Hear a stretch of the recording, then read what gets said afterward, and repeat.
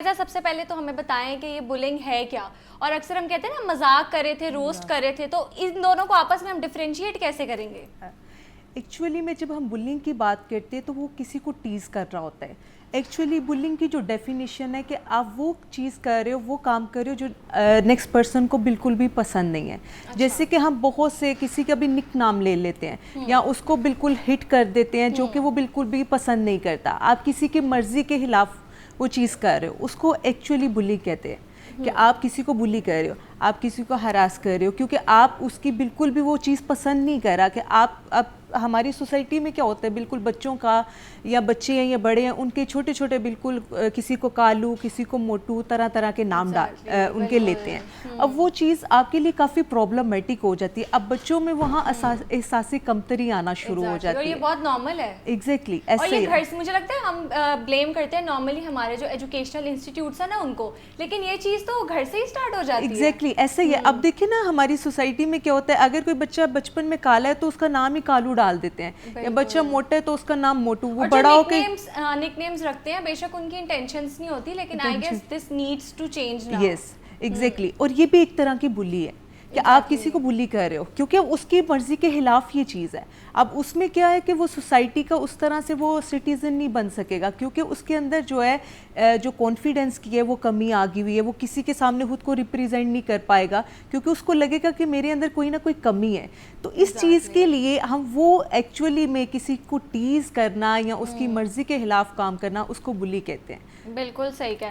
अच्छा फाइजा, हम बात कर रहे थे कि इसको हम ये जो चीज़ है माशाल्लाह इसकी बिस्मिल्लाह हमारे घरों से ही होती है। हमें भी तालीमी इदारों को ब्लेम करते हैं कि वहाँ पे रैगिंग होती है, वो तो बिल्कुल होती है।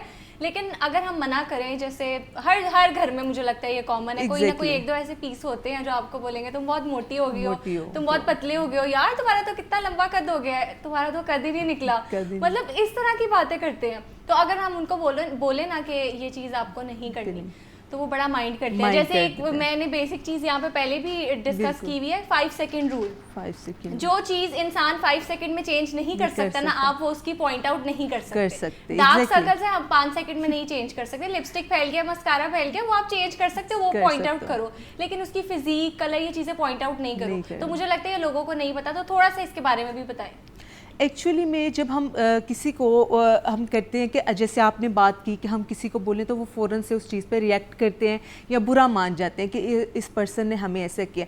लेकिन वहाँ हमने किसी की ये चीज़ की वो नहीं करना कि अगर फ़िलहाल पर्सन को बुरा लग रहा है तो हम ये बोलें कि हम रुक जाएं, क्योंकि ये हमारे बच्चे की बात है। जब हमारे घर से ये चीज़ चल रही होती है कि उसका डिफरेंट बुरे नामों से पुकारा जा रहा है, तो हम जब दूसरा जो उस नामों से सुन रहे हैं वो कहते हैं कि जब घर वालों को इस चीज़ का नहीं, तो वो पूरी फैमिली उस नाम से बुला रही होती है। तो अब बच्चे को उस चीज़ का कि शायद मेरा नाम ही यही है, मेरी पर्सनालिटी में कोई चीज़ है कि जिसकी वजह से सारे मुझे इस तरह कहते हैं, या मेरी अंदर कोई कमी है। अब देखिए, कोई भी रूल हमने चेंज करना हो, हमने क्या करना होता है, उससे पहले एफर्ट करनी होती है ना कि हमने रूल चेंज करना है, हमने थोड़ी एफर्ट करनी है। हमें वहाँ असर्टिवनेस स्किल्स यूज़ करने की ज़रूरत होती है। असर्टिवनेस स्किल्स क्या होते हैं कि आपने अपना मुद्दा तो रखना है लेकिन बड़े तरीके और सलीके के साथ, पोलाइटली, कि किसी को बुरा भी ना लगे आपकी बात का और आपने अपनी बात को भी कन्वे कर दिया। अगर कोई बहुत ज़्यादा टोक रहा है घर में, कोई एक चाची, मामी, फूफी, खाला ऐसी है, तो हम कैसे पोलाइटली उनको वो कर सकते हैं? आप पोलाइटली उन्हें इस तरह कर सकते हैं कि आप उन्हें प्यार से बोलें